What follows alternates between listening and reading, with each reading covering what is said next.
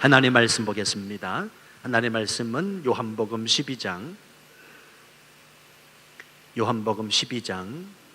1절에서 8절 말씀까지 제가 받들어 봉독하지요. 요한복음 12장 1절 말씀입니다. 6월절 엿새 전에 예수께서 베다니에 이르시니 이곳은 예수께서 죽은 자 가운데서 살리신 나사로가 있는 곳이라. 거기서 예수를 위하여 잔치할새 마르다는 일을 하고 나사로는 예수와 함께 앉은 자 중에 있더라. 마리아는 지극히 비싼 향유 곧 순전한 나드 한 근을 가져다가 예수의 발에 붓고 자기 머리털로 그의 발을 닦으니 향유 냄새가 집에 가득하더라. 제자 중 하나로서 예수를 잡아줄 가룟 유다가 말하되 이 향유를 어찌하여 300데나리온에 팔아 가난한 자들에게 주지 아니하였느냐 하니 이렇게 말하면 가난한 자들을 생각함이 아니요 그는 도둑이라. 돈 궤를 막고 거기 넣는 것을 훔쳐 가미러라. 예수께서 이르시되 그를 가만두어 나의 장례할 날을 위하여 그것을 간직하게 하라. 가난한 자들은 항상 너희와 함께 있거니와 나는 항상 있지 아니하리라 하시니라. 아멘. 한 번 더 잠깐 기도하겠습니다. 아버지 하나님, 우리 찬양 받으신 것을 감사합니다. 우리 박 집사님 기도 하나님이 받으신 것을 감사합니다. 온 마음과 정성과 뜻을 다하여 이 시간 주를 경배하고 있사오니 하나님을 뜨겁게 사모하는 심령들 가운데 주의 은혜로 채워 주옵소서. 이제 마음과 기문을 열어 하나님 말씀을 듣겠사오니 말씀하여 주시고 말씀이 내 귀에 들려질 때 내 가슴에 새기고 그 말씀을 따라 순종하고 결단하견도하고 다짐할 수 있는 시간, 삶이 회복되고 치유되는 놀라운 일이 일어나는 시간 되도록 역사하여 주옵소서. 종의 모습 온전히 감춰주시고 하나님의 빛으로 친히 말씀해 주시기를 원하며 예수님 이름으로 기도하옵나이다. 아멘.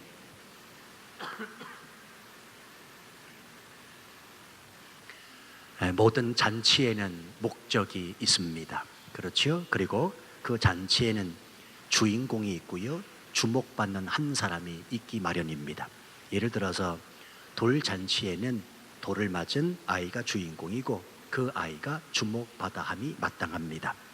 회갑이나 칠순잔치에는 회갑, 칠순을 맞이하신 어르신이 주인공이고 주목받아야 합니다. 결혼식 잔치에는 두말할 나위 없이 신랑 신부가 주인공이고 그들이 주목받아 마땅합니다.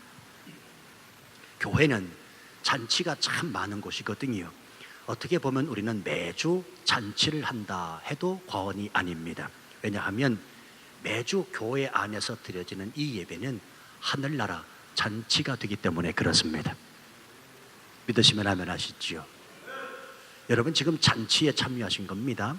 하늘나라 잔치에 지금 동참하고 계시다는 말입니다. 그래서 잔치에 참여하셨으면 얼굴색이 조금 바뀌셔야 돼요. 잔치에 참여하면서 얼굴 붉히고 말이지요, 인상 쓰시면서 잔치에 들어가는 사람은 거의 없을 겁니다. 그렇지요? 환하게 웃으시면서 그 예수 그리스도 때문에 즐거워하며 기뻐하며 이 잔치 자리, 이 예배 자리에 동참하심이 마땅하다는 사실입니다. 자, 그러면 한번 생각해 보시지요. 교회에서 주인공, 그리고 이 예배의 잔치에서 주목받아야 할 분은 누구겠습니까? 두말할 나위 없이 예수 그리스도, 그분이 주인공이시고 그분이 주목받아 마땅하다는 사실입니다. 저와 여러분은 이 사실을 좀 분명히 했으면 좋겠습니다. 여러분, 치앙마이 중앙교회의 주인공은 오직 예수 그리스도이십니다. 이 교회의 주인 되시는 분은, 이 교회에서 주목받으셔야 되는 분은 여기 서 있는 김 목사가 아니고요, 어느 장로님이 아니고 어느 성도가 아니고 사람이 아니라 오직 예수 그리스도, 그분이어야 될 줄로 믿습니다. 자, 생각해 보면 저와 여러분은 각자가 다 다릅니다. 성격이 다르지요, 스타일이 다르고 자라온 환경이 다르고 사는 방법과 방식이 다르고 또 태어난 것도 다 다릅니다. 나이도 다르고 수준도 다 제각기입니다. 그런데 여러분, 은혜 중에 은혜가 무엇인 줄 아십니까? 이렇게 서로 다른 사람들이 모여있는 이 교회가 하나 되어 간다는 사실입니다.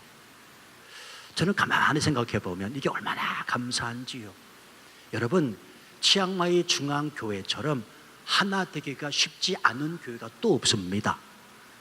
아주 어렵습니다. 하나 되기 정말로 어려운 교회가 치앙마이 중앙교회입니다. 그렇지요.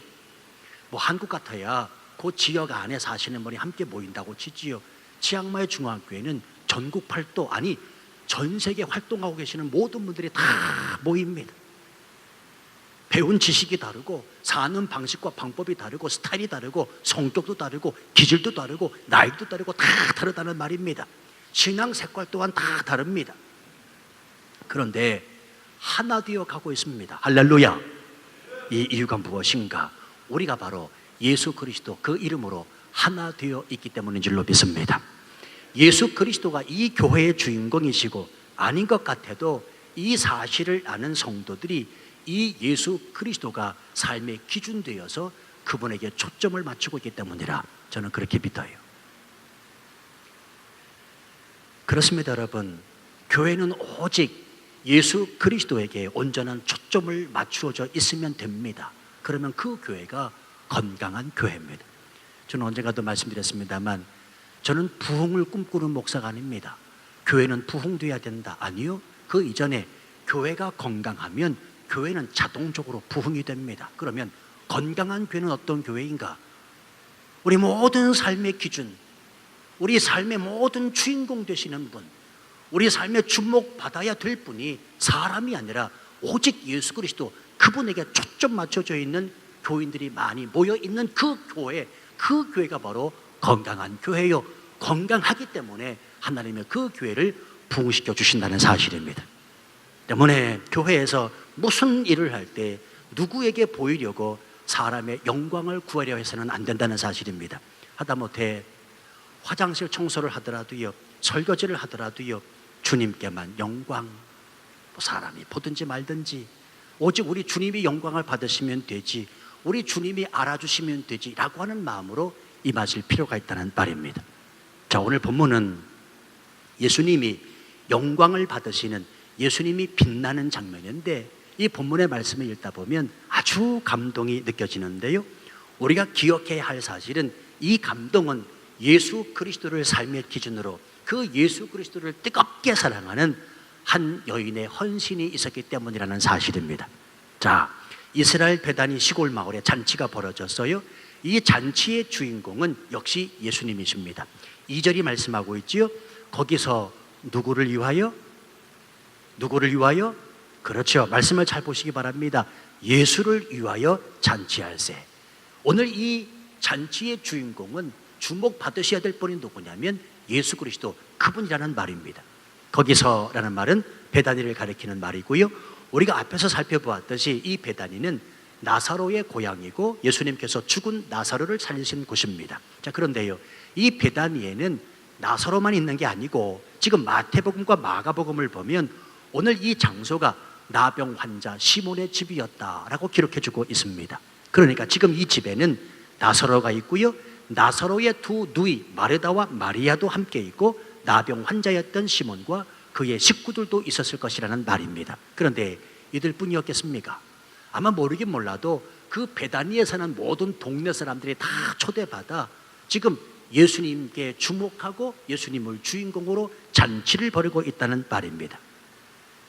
예수님의 베다니 방문을 환영하고 축하하면서 나병 환자 시몬이 고침받은 일, 그리고 나사로를 죽음에서 살리신 일을 서로 이야기하면서 아주 모르긴 몰라도요, 떠들썩한 잔치 자리가 되어졌을 거라는 말입니다. 자, 우리가 여기까지만 보면 아무런 문제가 없습니다.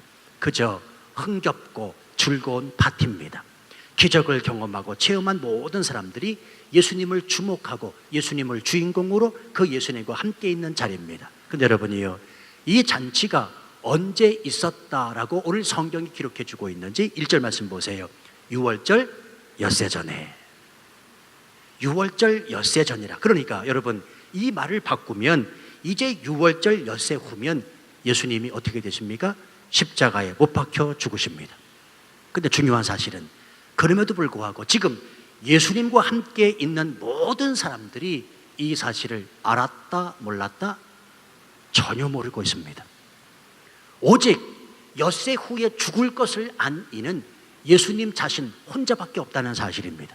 그래서 7절 말씀에 보면 예수님이 뭐라고 말씀하시죠?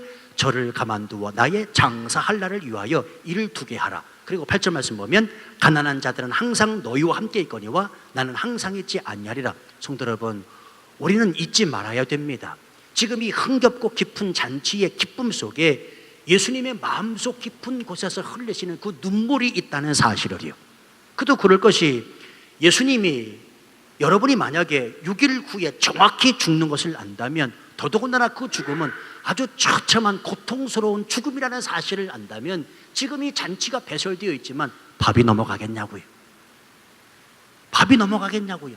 여러분 같으면 입장을 바꿔서 여러분이 엿새 후에 내가 처참히 죽을 것을 안다라고 한다면, 정확히 어떻게 죽을 것을 내가 안다고 한다면 밥이 넘어가겠냐고요. 오늘 말씀을 잘 살펴주셔야 됩니다. 예수님께서 이 말씀을 하시는데도 그 누구도 그 예수 그리스도의 마음을 헤아리는 사람이 한 사람도 없습니다. 예수님께서 7절과 8절에서 내가 이제 죽을 것이다, 내가 장사 지낼 것이다 라고 이야기했으면 주님 무슨 말씀을 그렇게 하십니까? 주께서 하신 그 말씀은 어떤 뜻입니까? 적어도 물어는 봐야 정상 아니겠습니까? 그런데 흥겨운 잔치에 취해 사람들은 주님의 이 말씀을 곱씹어 생각하는 사람이 한 사람도 없다는 말입니다. 대꾸하는 사람이 없다는 말입니다. 성도 여러분이요, 굉장히 중요한데요, 우리는 이 예배를 예배하지 않습니다. 귀담아 들으실 수 있어야 됩니다. 우리는 예배를 예배하지 않습니다. 자칫 예배 분위기에 취해서 주인공 되시는 예수 그리스도를 잃어버린다든가, 엿새 후면 십자가에 못 박혀 죽으시는 이 주님의 마음을 전혀 헤아리지 못한 채 우리에게 흥에 겨워 하나님을 예배한다고 할 수 있다는 말입니다. 주인공 되시는 예수 그리스도, 그분은 외면한 채, 그분의 그 속마음, 마음속 깊이 흘리는 그 눈물은 외면한 채 예배 분위기에 취해서, 악기의 그 연주에 취해서, 그저 내 감정에 취해서 예배를 예배할 수 있다는 말입니다. 굉장히 중요한 일입니다. 우리는요, 그래서 자꾸 확인해야 됩니다. 예배 받으시는 그 대상이 누구인가? 우리의 예배는 누구를 위함인가? 예배를 드리면서 나는 과연 하나님 아버지 나를 향한 그 뜻을 알고자 하는가? 예수 그리스도의 그 심정은 지금 어떤 심정인가를 잘 알 수 있어야 됩니다. 왜냐하면 우리의 예배를 받으시는 분은 하나님이시기 때문에 그렇습니다. 당시 베다니의 사람들은 주님의 심정을 몰랐다 치자고요. 근데 여러분, 저와 여러분은 이제 알아야 됩니다. 우리가 이 땅 치앙마이에서 나만을 위해 잘 먹고 잘 살고 우리 식구만을 위해서 잘 살려고 한다거나 치앙마이가 주는 기쁘고 흥겨운 인생의 삶에 취해 주님이 흘리시는 그 눈물을 외면하면서 살아서는 안 된다는 것입니다. 어제 저녁에요, 요 교회 앞에 양철 지붕에 사는 아이들이 있어요. 약 한 20-30명 정도 되는데 크리스마스 잔치를 배설한다고 초대를 했습니다. 제가 초대한 게 아니고 우리 유라차이 전도사님하고, 그리고 매 주일마다 치앙마이 홀리시티 본부에서 자매 2명을 보내주거든요. 매 주일마다. 이거 여러분들에게 제가 한번 광고했는데 여러분들이 좀 관심을 가지시고 좀 기도해 주시면 좋겠어요. 치앙마이 전역을 12권역으로 이렇게 쪼갰습니다. 12권역으로. 저희가 8번째 권역이고 요 주변이 시온 그룹이에요. 그래서 홀리시티 치앙마이 본부에서 2 자매를 보내서 요 일대를 축호 전도합니다. 그 축호 전도한 그 열매가 요 양철 지붕 아이들 20-30명 아이들이에요. 한 6개월 정도 지금 흘렀나요? 6개월 정도 흘렀는데 이미 아이들이 소집이 됐고, 그 아이들이 매주 화요일 저녁이면 저희 소예배실에 와서 예배드리고 함께 교제하고요, 함께 게임도 하고 복음의 말씀을 듣고 있습니다. 좋은 일이에요, 나쁜 일이에요? 아주 좋은 일이죠. 아주 좋은 일이지요. 어제 크리스마스 행사라고 우리 유라차일 전도사님이 돕고 있는데 그 자매들하고 그 사람들이 요 동네 아이들을 초대를 다 했습니다. 저한테 기도를 해달라는 거예요. 그래서 어제 가서 개회하기 전에 기도를 이렇게 해줬습니다. 그런데요, 제가 기도하러 소예배실을 딱 들어가는데 요 아이들 20-30명이 벗어놓은 신발 있지요. 그 신발을 딱 보는데 마음이 울컥하더라고요. 무슨 얘기인지 아십니까? 아이들 신발 벗어놓고 소예배실 들어간 적 많이 있거든요. 우리 교회학교에서도 교회학교 수련회 하면 저쪽을 다 쓴다고 그럴 때 신발 벗고 들어가거든요. 그런데 어제 20, 30명 아이들이 벗어놓은 그 신발을 보니 울컥한 거예요. 왜냐하면 우리 애들 신발하고 비교가 안 돼요. 무슨 얘기인지 이해되시지요? 그냥 슬리퍼, 그냥 다 떨어진 낡은 운동화, 신발. 우리 애들이 신는 신발하고 비교가 안 돼. 그 신발을 보는데 울컥한 거예요. 게다가 준비를 참 많이 했더라고요. 근데 이 두 자매가 자기들 사비 털어가지고, 우리 유라차의 전도사님도 마찬가지, 자기 사비 털어가지고 과자 사고 귤 사고 과일 사고 이렇게 준비를 해놓은 거예요. 교회에서는 10원 한 장 대주지 않았습니다. 자기들끼리 자기 사비 털어서 그렇게 해놓은 거예요. 그리고는요, 저한테도 과일 바구니에 선물을 주더라고. 왜? 계획기도 해줬다고. 계획기도 해줬다고 저한테 선물을 주는데 또 마음이 울컥하더라고. 이걸 받아야 되나 말아야 되나 다시 돌려줘야 되나. 이게 받긴 받았는데요, 마음이 너무 울컥한 거예요. 그러면서 생각했습니다. 야, 우리 주님이 얼마나 기뻐하실까. 우리 주님이 얼마나 기뻐하실까. 사명을 감당하면서 죽어가는 그 어린 영혼 한 생명을 살리기 위해서 애쓰는 우리 전도사님과 그 홀리시티 치앙마이 그 본부에서 온 스태프진들을 보면서 참 많이 은혜를 받았습니다. 제가 어제 저녁에 이 말씀을 준비하면서 6월절 엿새 전에 자신의 죽음을 예견하시고 이 말씀을 하시는 주님의 마음을 이들은 바로 헤아리고 있구나 라는 생각을 갖게 되었습니다. 성도 여러분, 부탁드립니다. 우리 인생의 삶의 잔치에 취해 있으면 안 됩니다. 결코 우리 인생의 삶의 그 잔치에서 흥겨워만 하시면 안 됩니다. 무슨 일을 행하든지 우리 주님의 마음을 헤아릴 수 있어야 합니다. 그게 신앙생활입니다. 무슨 일을 하든지 간, 우리 예수 그리스도의 그 심정, 마음속 깊이 흘리시는 그 주님의 눈물, 엿새 보면 내가 죽게 될 것이다 라고 하는 그 주님이 말씀하시는 안타까운 그 눈물을 우리가 헤아릴 수 있어야 됩니다. 그러므로 지금 드리는 이 예배 잔치는 무엇이 뒤에 하는가? 하나님의 뜻을 구하고 그분의 마음을 헤아리는 시간이지 내 허한 마음을 충족시키기 위한 자리가 아님을 우린 분명히 명심해야 된다는 사실입니다. 자, 그런데 그나마 유일하게 한 여인 마리아가 예수님으로부터 칭찬을 받습니다. 그렇죠? 2절 말씀에 보면 마르다는 일을 하고 있습니다. 그래요? 나사로는 무엇하고 있냐면 예수와 함께 앉은 어떤 사람들 중에 섞여 있습니다. 그런데 오늘 본문의 마리아는 어떻게 하고 있냐면, 어떻게 하고 있다는 말은 성경에 나와 있지 않습니다. 그러나 우리가 유추해 보건대 마리아는 그 시선을 주님께 고정시키고 있음이 틀림없습니다. 모르게 몰라도 예수님과 아주 가깝게 있었을 것입니다.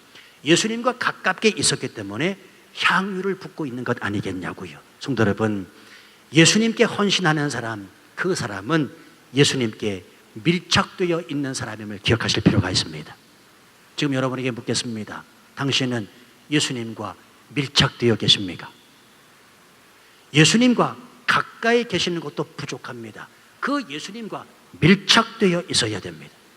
우리가 능력 있고 승리하는 신앙생활을 하려면 예수님과 거리를 두지 말고 밀착해 있어야 됩니다. 바로 여기에 영적 승리 비결이 있습니다. 성전 뜰만 밟고 가는 성전 마당에서 머물러 어슬렁거릴 것이 아니라 예배하고 찬송하고 기도할 때는 이 성소에까지 들어와 주님께 밀착해 있어야 된다는 말입니다. 참 희한한 게요, 주일날 저는 예배드리기 때문에 잘 모르지만 그런 이야기가 들려요. 주일날 이 2층 본당에서 찬양하고 기도하는 소리가 왜 안 들리겠습니까? 그런데 왜 카페테리아에 앉아 있으면서 왜 올라오지 못하죠? 지금은 어떤지 모르겠어요. 우리 김정림 권사님 지금도 그렇습니까? 지금은 안 그렇대요. 고개를 절레절레 흔드세요. 예, 다행입니다. 그런데 여러분, 여기서 예배를 드리고 있습니다. 여기서 찬양을 드리고 있습니다. 그러면 밑에 있다가도 주님께 밀착하려고 뛰어 올라와야지요. 왜 주님과 거리를 두려고 하십니까? 주님께 밀착되어 있을 때 내 안에 평안이 있고 기쁨이 있다는 사실을 잊으시면 안 됩니다. 신앙생활 하다가 많은 사람들이 시험에 들었다고 말합니다. 여러분, 왜 시험에 듭니까? 주님과 거리가 있다는 뜻입니다. 시험 든 사람을 가만히 살펴보면 주님과 밀착되어 있지 않습니다. 사람과 밀착되어 있습니다. 돈과 밀착되어 있습니다. 주님과 밀착되어지지 않고 주님과 거리를 두고 있기 때문에 시험 들었다는 말입니다. 하나님과 거리를 두게 되면 여러분 반드시 믿음은 추락되게 되어 있습니다. 교회와 거리를 두면 교회 멀어지게 되어 있습니다. 목사와 성도 간에 거리를 두면 멀어지게 되어 있습니다. 그러나 하나님과 가까이 주님과 밀착되어 있으면 시험이 드나 겁없네가 된다는 사실입니다. 지금 마리아는 예수님의 그 발 앞에 밀착되어 있습니다. 그러니까 오늘 본문에 이런 헌신이 나온다는 말입니다. 여러분 생각해 보세요. 주님과 멀어진 사람이 무슨 헌신이 나오겠냐고요. 죄라고 하는 단어는 헬라말로 하말티아라고 말씀드렸습니다. 관역을 벗어났다라고 하는 의미인데 죄의 시작은 하나님과 멀어짐입니다. 그래서 사탄은 끊임없이 오늘날 저와 여러분을 유혹하는데 하나님으로부터 멀어지게 만들잖아요. 오늘 성경 공부 시간에도 제가 말씀을 드렸는데 하나님과 멀어지게 만드는 그 모든 요소들은 다 사탄의 속임수입니다. 돈이 나를 하나님으로부터 멀어지게 만든다면 사단에게 속고 있는 겁니다. 내 아내와 내 남편이, 내 자녀가 나를 하나님으로부터 멀어지게 만든다면 나는 지금 사단에게 속고 있다는 말입니다. 성도 여러분이요, 하나님과 가까이 하시기를 주님의 이름으로 축원합니다. 하나님과 가까이 함이 복입니다. 사람끼리는 가까이 하면 할수록 손해지만 우리 주님을 가까이 하면 할수록 우리에게는 복이라는 사실, 기쁨과 평안이 넘친다는 사실을 우리 믿음으로 받을 수 있어야 됩니다. 그래서 자꾸 교회 나오시라는 거예요. 새벽기도, 수요예배, 금요기도, 주일예배, 성경공부 자꾸만 찾아 나오라는 겁니다. 하나님과 가까이 하라고 말씀드리는 거라는 말입니다. 일 시키려고 그러는 게 아니라 일 시키려고 그러는 거 아니에요. 일 시키려고 그러는 거 아니라고요. 아셨죠? 대답 좀 해주세요. 일 시키려고 그러는 게 아니라 자꾸 찾아 나오라 하는 말은 하나님과 밀착되어 있어야 되기 때문에 그렇습니다. 물론 세상과 살면서 여러분이 영적인 그 파워를 가지고 나는 세상과 벗하지 아니하고 내 믿음 지키면서 난 주님과 밀착되어 살겠습니다 라고 하는 사람은 예외입니다. 그러나 대부분의 사람들이 교회를 멀리하게 되면 주님과도 멀어지게 됩니다. 안 그렇습니까? 그러니 끊임없이 찾아 나오라는 거지요. 죄송한 얘기지만 뭐 그런 분들이 주님과 밀착되어 있지 않다는 말이 아니고 오해서 듣지 않기를 바랍니다.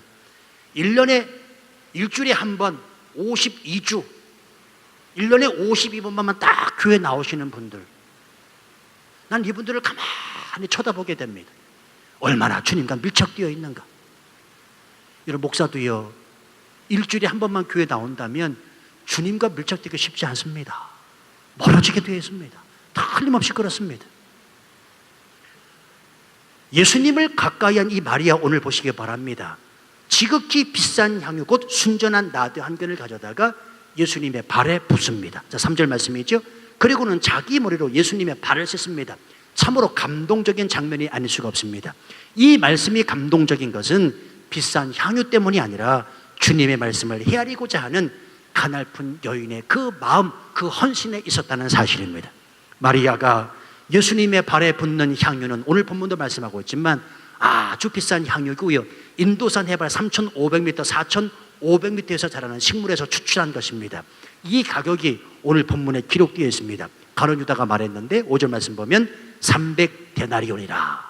300데나리온이라. 자, 여러분 1데나리온은 오늘날 화폐 가치로 환산했을 때 노동자 하루 품값입니다. 그러면 노동자 하루 품값을 한국 돈으로 계산하면 글쎄 잘 모르겠습니다만 약 한 10만 원 정도 치자고요. 전문 노동자 1일 그 품삯을 10만 원으로 치면 300데나리온이라 3천만 원입니다.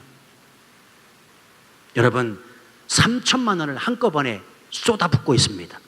이것은 결코 쉽지 않은 선택입니다. 어쩌면 마리아가 가지고 있었던 전 재산일런지도 모릅니다.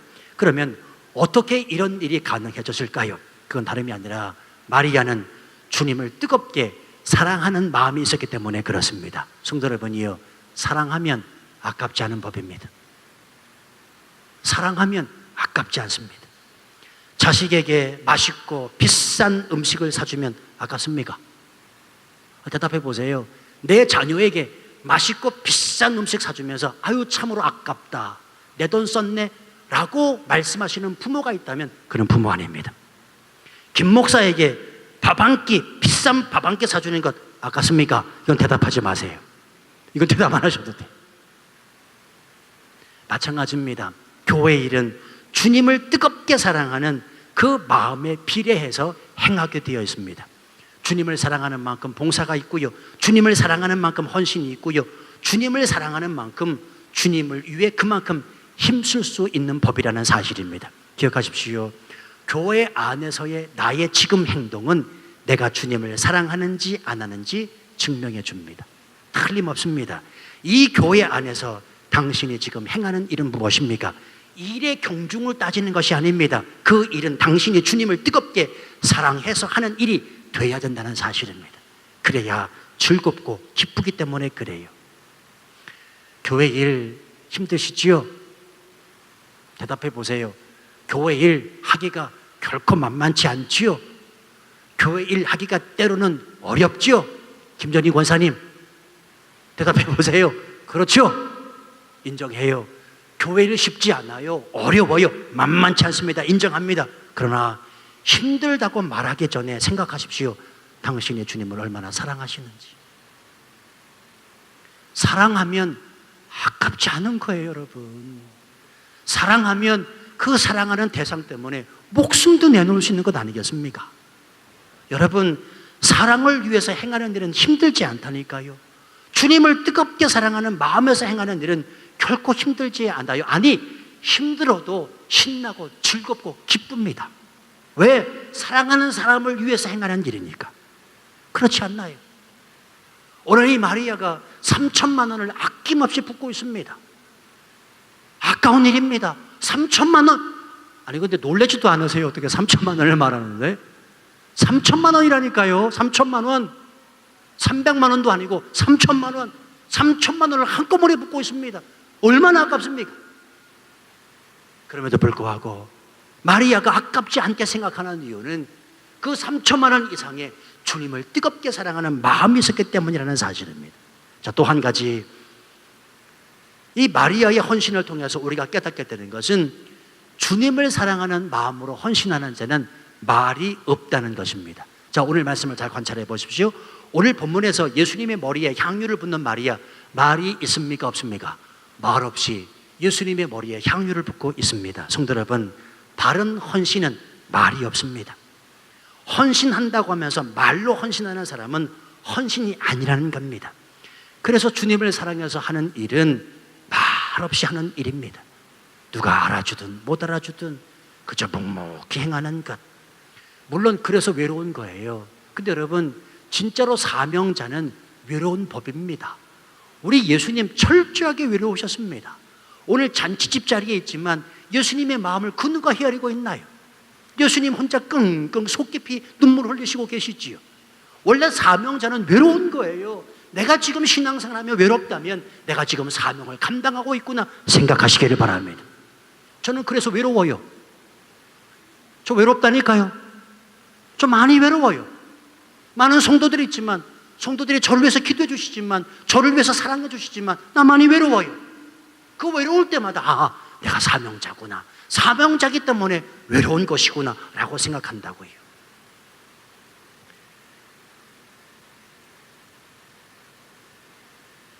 묵묵히 그 주님을 위해서 일하면 하늘 상급 하나님께서 쌓아두실 줄로 믿습니다. 그래서 하는 거예요. 그걸 믿음으로 받는 거라는 말입니다. 그런데요, 주님께 마음을 모아 뭔가를 헌신하라고 하면 헌신하려고 하는 그 사람은 말이 없는데 꼭 주변에서 말이 많아요. 그렇죠? 나도 옛날에는 다 당신처럼 해봤던 일이요, 얼마나 당신이 가는지 내가 지켜보겠어 등등의 이런 말을 쏟아놓는단 말입니다. 나는 말없이 주님 앞에 헌신하려고 그래요. 그런데 헌신하는 나는 말없이 하려고 그러는데 주변에 있는 사람들은 나를 가만히 놔두질 않습니다. 그 사람이 누구냐면 바로 가룟 유다 같은 사람입니다. 자, 오늘 가룟 유다가 뭐라고 그래요? 5절 말씀 보세요. 이 향유를 어찌하여 300데나리온에 팔아 가난한 자들에게 주지 아니하였느냐. 여러분, 지금 가룟 유다의 말은 절대로 잘못된 말이 아닙니다. 그렇죠? 3천만 원 가난한 자에게 주는 게 유익일 수가 있습니다. 옳은 말이고 일리 있는 말이고 수긍이 됩니다. 그렇지요. 예전에 우리 12일 날 되면 우리 허장노님하고 양권사님 오시거든요. 그 허장노님 양권사님이 이 교회에 3억 헌금을 하시고 저한테 그러시더라고요. 헌금하시고 나서 한국에서 본인이 섬기시던 교회 담임 목사님이 부르시더래요. 그리고는 다 앉히더니, 아니 장로님, 그 돈이면 우리 교회에서 사역하는 필리핀에 교회 10개를